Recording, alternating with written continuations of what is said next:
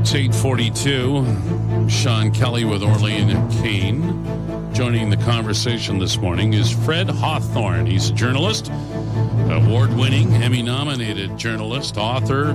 This guy's done very well. Grew up in New York, then moved to Los Angeles, at least born in the Big Apple. Fred is joining us this morning from Los Angeles. Good morning, sir. Good morning. How are you feeling, man? We're doing Wake up, Canada. How you doing? For over like 20 years. Yeah, this thing called Instagram and Facebook and beautiful women and social media. I mean, what more could you ask for, right? Fred and I used to keep in touch via email back in the day. Oh. And you helped her move a television into her apartment at a Caravana weekend in Toronto? Yeah, when you see a damsel in distress, you know what I mean? You got to be more than a gentleman sometimes. But yeah, I helped her and we introduced ourselves. And coincidentally, my best friend literally lived 2 houses down from her, and that's how we met. We were going to the car, going to grab some donuts from Tim Hortons, and I saw her. That's so sweet. Here you are 20 years later having a conversation with Orlean on the morning show she works with here on Mix 97. Well, let's cut to the chase. Fred, I really appreciate you joining us from Los Angeles. You've been protesting for a few days now in L.A. Let's go back to a week ago yesterday when you saw the video of George Floyd. What did you think? What's going through your mind? I still have yet to finish the video, but I'll say this: it's a metaphor. America has been on black men's neck for over 400 years, man.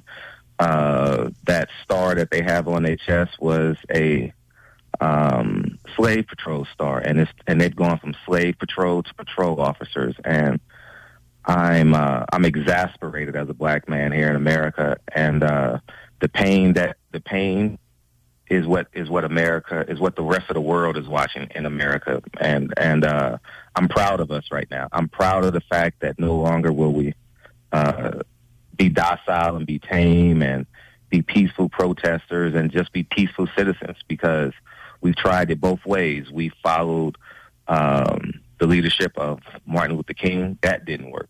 We followed the leadership of Malcolm X. That didn't work, and so we're stuck in between this area. Like, oh, you want us to be peaceful? Didn't you give us our 40 acres and a mule? Oh, you want us to stand and be strong black men? Then you'll give us our 40 acres and a mule, and neither seem to work. So now it's burn, baby, burn.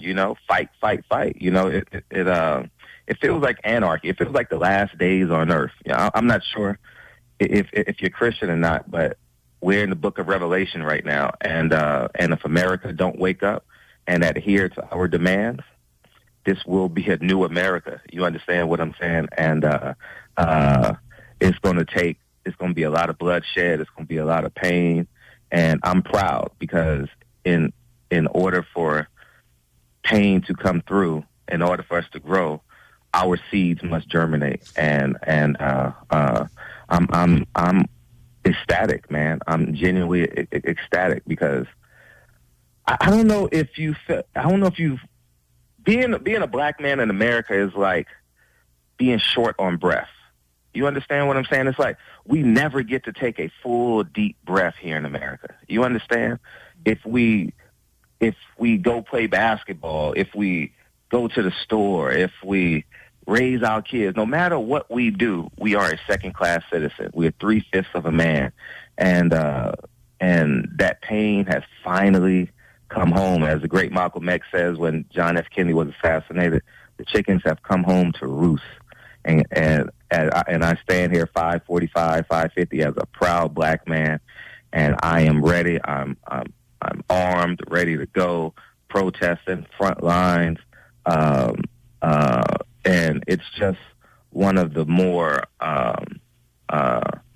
momentous moments in my life, and I'm a well accomplished, as you stated, Emmy nominated, award winning, everything. And but to stand beside another black man and knowing that we're not taking nothing no more is one of the more profound moments of my life, And I will be out there today for about 6 hours. and standing alongside not just black men, but the rest of America. You know, as beautiful as you saw it before, it is as beautiful as it looks on the front line. But we're not bending. We're not taking back steps. You know what I mean? And Fred, I wanted to get this in. Kareem Abdul-Jabbar spoke yesterday on CBS. Here's what he had to say about the U.S. and how he's feeling since the murder of George Floyd. Think about this. Nothing has changed since what was supposed to be a routine traffic stop of Rodney King. That was 30 years ago, and still nothing has changed. White cops still can act with impunity and kill people that they feel like they want to kill. It's got to stop someplace. So what tools do these people have to affect change? Got to think about that. And you say something Kareem, needs to change. They can't accept that. That was the legendary basketball player yesterday speaking out. And what we are witnessing here in Canada, Fred, when we watch the news, we don't see this type of protesting in this country. We've seen it a few times. But the looting and the burning of buildings, those not necessarily the protesters. Those are just thugs. Are they coming into the downtown area to steal stuff? It's a mixed bag. You know, the underbelly of protest, the underbelly of affirmative action, you're going to get that. You understand? And I'm just steadfast on what the mission is.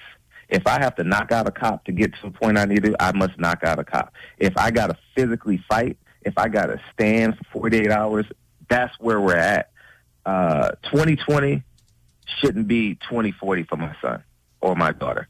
You understand? And I've taken out insurance policies. Sean, I don't know if you understand how serious this is. This is serious, Sean. And life or death, bloodshed or not, I'm all in.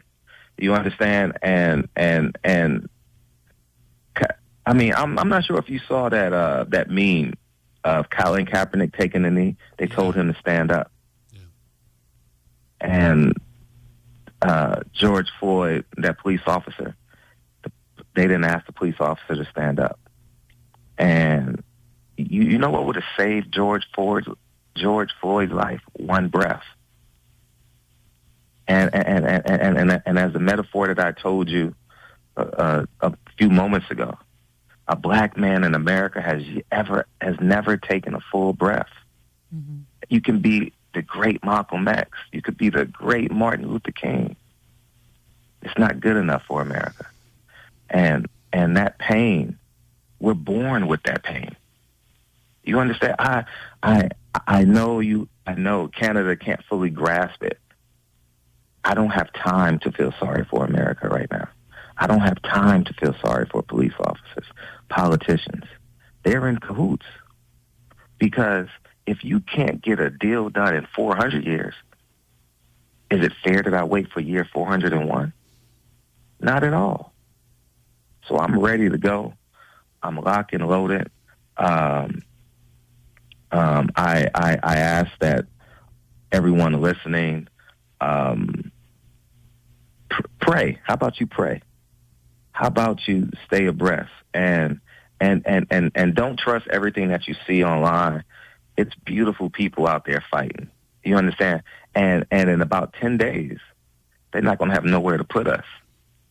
And they're herd arresting us right now. I have my bail bondsman on speed dial now. I'm prepared to go to jail. And then they're going to have to adhere because we're not stopping.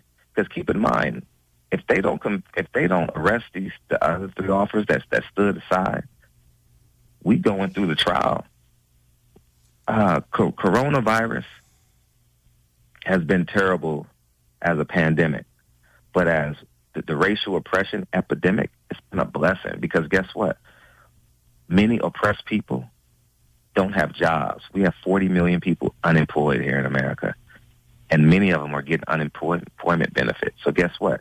Now they're able to pay their bills, and guess what? They're able to do what they're passionate about, and that's stand up as I don't want to say proud Americans because that would give Canadians are a terrible picture, but as proud people who believe in humanity. And because they don't have to work, we all get to stand on the front lines.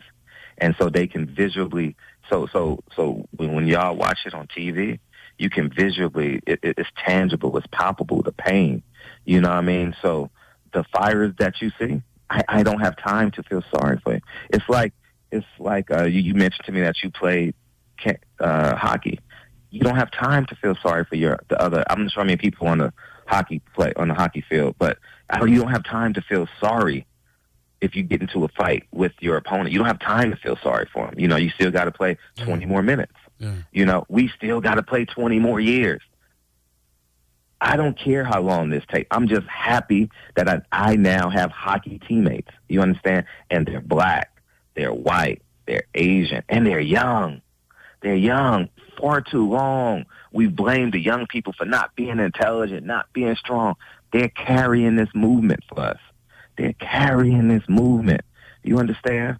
The older people are sitting in front of the barbershop watching CNN in mass numbers. These young people, Generation X or Next is what they call them, they're carrying this movement. They're going to jail in great numbers. You understand? And they're not stepping aside. They're getting out of jail and going right back. You know? And George Floyd's spirit will forever live in America. Man, this I still have yet to watch the thing because I lived through Eric Gardner. I can't breathe, you know. Very emotional. I think we just lost him. Yeah, we must lost him. Well, the good thing, we'll get him back. Okay, that was just to listen to. Just listen to him. Fred's very involved, and he has